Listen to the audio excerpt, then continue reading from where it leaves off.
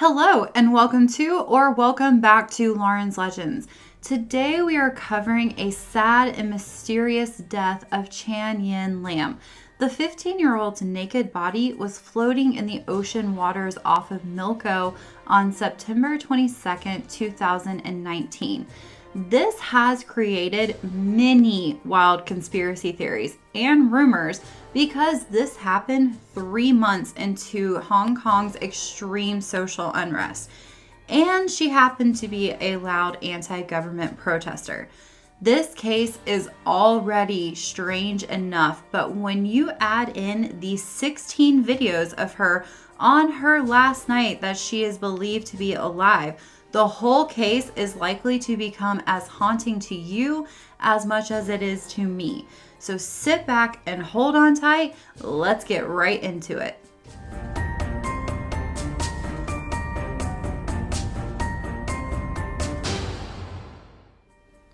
Yin-Lam, also called Christy Chan, was only 15 years old. She had had a bit of a rough background and family dynamic. Her parents were separated when she was very young. With all the negativity around her, she developed a history of running away, causing her family to have to place her into a girls' home. This was actually a very good place for her, and it gave her a structure without the stress she had been experiencing at home. I will refer to her as Christy since that is what her friends called her. Christy was starting to attend a youth college and was taking vocational classes while working part-time at a local restaurant. But her passion and what she excelled at was swimming. Several reports show that Christy had won many awards in swimming competitions. She was also a member of the diving team. Things had been going very well for her until the protests really started popping off. These protests were about the distrust of the government and the Hong Kong police. Christy and her friends had attended several protests, making signs and yelling their views, but the group had adhered to the laws, and records show that they were never arrested, and they seemed to have spoken their voices within their rights. For most people that get the chance to protest and speak their voice, it can be a very empowering thing to get to feel like you are helping make a difference and a change. But some friends and family said that they were beginning to see a change in Christy. She seemed more paranoid and distant at times. Friends wanted to get her out and go have some fun, and on the afternoon of September 19th, 2019, at 2 p.m., Christy had been out, but she was now ready to go home and left her group of friends at the restaurant. She also sent a message to some other friends, letting them know that she was going back home, and that was the last message she ever sent, and then she disappeared. Her friends were baffled, having no idea who to call and where to look. She had been with them 1 minute, seemingly perfectly normal, and then she just was gone. Her friends decided to put out a missing persons brief after they failed to find her, and her family then called the police on September 21st. On the morning of September 22nd, around 11 a.m., a man was out fishing on a boat and he saw something floating in the water. He decided to get closer out of curiosity. Once he was about 100 meters off the coast of Devil's Peak, he was close enough to see that it was a human body. He sent in a mayday call and police boats were dispatched, and it was found to be a female naked body. After they recovered her and got her back to the lab, on October 9th, the police confirmed that the naked corpse belonged to 15-year-old Christy Chan. At first, the police listed it as a murder, but then changed it to just a dead body a few days later. This was a bit strange, but what was even more odd is that she had been found 3 days after she had last been seen, and her decomposition was stated to only be 24 to 48 hours in. Where had she been in the time in between? The police then changed it to an unaliving. Christy's own mother agreed with the police.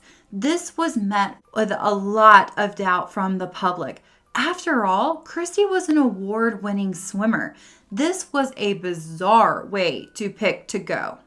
What made matters worse and fanned the fires of conspiracy was Christy's body was quickly cremated only one day after it was confirmed to be her on October 10th. Even the coroner came out and said that the circumstances of the discovery and the cremation of Christy's body were suspicious. You see, the discoveries of fully naked bodies in the sea are generally treated as suspect and require thorough investigations. The coroner had requested a further autopsy because the one conducted showed a lack of evidence that she had drowned.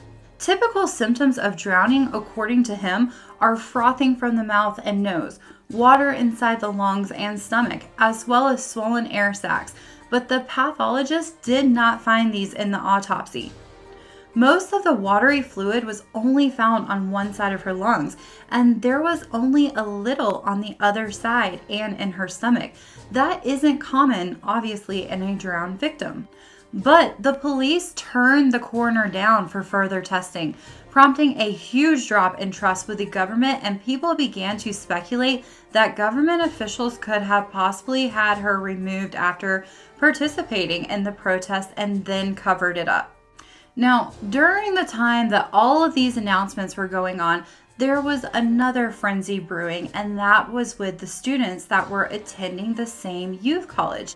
They were demanding the footage and were aware that almost every inch of the campus had cameras, and they wanted to retrace her steps and find more answers. Finally, after the demands, on October 15th, the campus management released some partial footage. The students were outraged that they were still hiding video footage, and they decided to vandalize the buildings, causing all classes to be suspended for a few days. Over 200 students continued to rally and went online, pulling in people from all over the world to support their cause, resulting in the school having to release additional tapes. So what was on these tapes that made it seem like the school was trying to hide them? Well, the surveillance footage, perhaps more than anything else, is what has caused so many questions in Christy's case. There are 16 videos shot across almost 90 minutes of Christy walking aimlessly around the campus and across to the harbor. It shows her wearing a black tank top and black and white striped pants. She doesn't seem to be stressed, but it could be argued that she looks confused or even lost. She seems to clasp her hands in front of her while she is walking around, and she can be seen smiling to herself. Sometimes she looks like she is stopping to count on her fingers. Stranger even, she is never seen stopping to look at her phone and never talks to anyone in the footage. And at this time, her phone had been receiving text messages, but she never looks at them. She just looks to be pacing and pacing, sometimes pressing elevator buttons without even entering into the elevator. She can even be seen pushing a janitor's cart for no reason. She is then sighted walking around outside and then walking on an area of the roof, then entering back into the students' cafeteria. Some point off camera, she removed her shoes and her bag. She then leaves the campus around 7 p.m. She moves towards the harbor and is never sighted again on any footage. Only her phone was ever found near a train station in this area, but nothing else of her belongings were ever located, even after people traced her path. The footage is very eerie, knowing that these were the last moments she was ever seen alive. She doesn't seem to be upset, and you can't help but wonder what her thoughts were. No one has ever come forward as a witness to explain what had happened in that time, from when we see her on the camera to when her body was discovered 3 days later, and it all remains unknown. So what happened to this intelligent, beautiful, and driven young woman? This is still a mystery. Did she have a psychotic break and choose to take her own life? That is what the authorities believe. That could be the case, but with so many things not adding up, I can't blame people for not buying that a strong swimmer could choose to go that way. And the autopsy left so many questions, and I do not believe that they even checked her system for substances. Why was her decomp not adding up to how long she was missing? Why was she completely naked? Why was there not one shred of her clothes ever found? The public urged the authorities to address all of the discrepancies and questions, but they did not get what they were looking for. So people went to the internet with their theories, and there is a widely known theory that a person in the department might have come across her in that state of mind and assaulted her and then got rid of her to cover up the evidence, and that the others protected him. There is absolutely no evidence to back up this theory, but it is still running rampant, and to this day, until the government decides to investigate it further or release more evidence, it is clear that it's not going to be dissipating anytime soon. Another theory is that the girl in the footage is all faked, and that isn't even her. Several of her close friends have stated that small things like her eyebrows do not match up and that she walked differently. Here's the picture. You can see that on the forehead, they show that there's differences in it.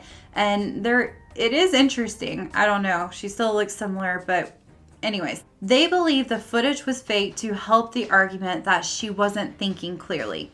Whatever the case may be, almost 4 years after her death, the controversy around it has not died down. It continues to grab people and lead them down these dark paths of speculation. Many have adopted Christy Chan, or her birth name Chan Yin-Lam, as a martyr for justice, never giving up on her and continuing to fight for answers.